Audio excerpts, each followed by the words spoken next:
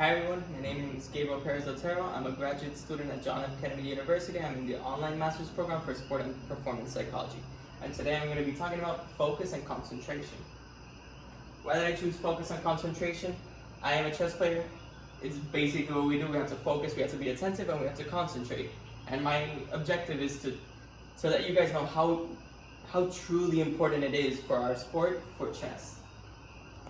So, going into the concepts, I had to add attention because focus, concentration, attention are all concepts that overlap between each other, meaning that they can be very similar or they depend on one another and they just work together as concepts.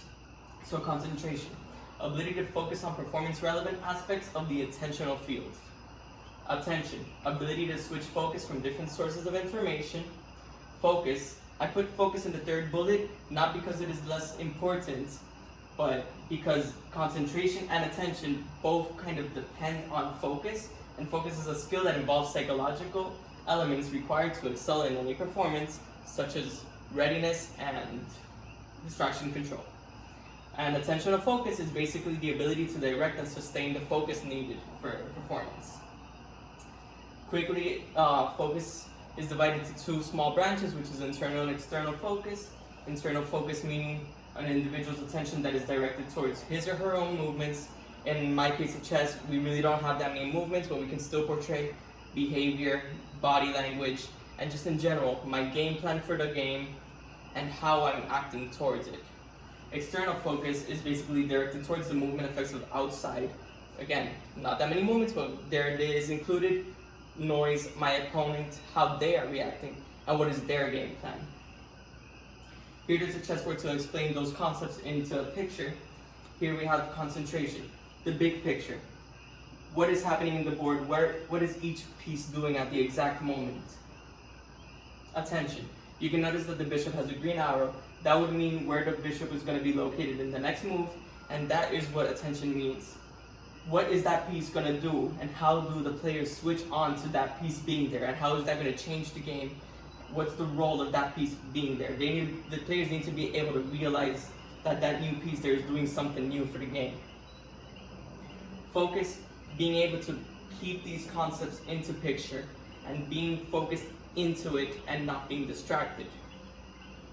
And attentional focus, being able to maintain all these concepts into the game for your performance. Now, these are all concepts that are easily said, but how does one train for them? How do we prepare ourselves to put them into practice?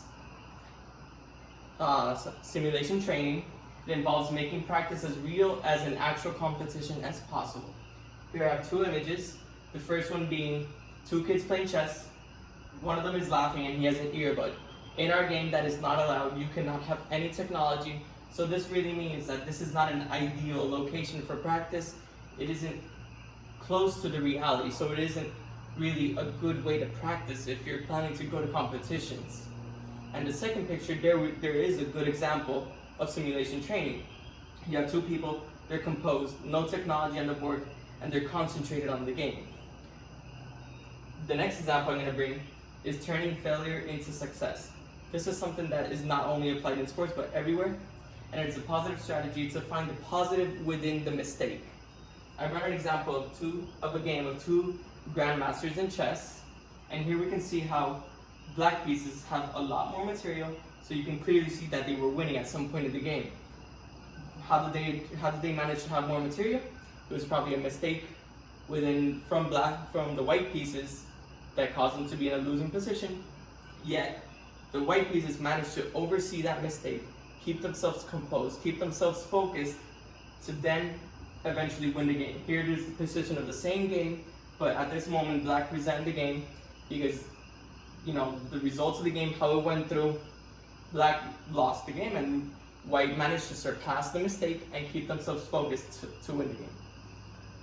So here we just saw examples of how chess, how these concepts are so important to chess, and how these different techniques and these different training methods do influence chess and how they could be beneficial to the performance of a chess athlete. And these would be my reference. Thank you for your time.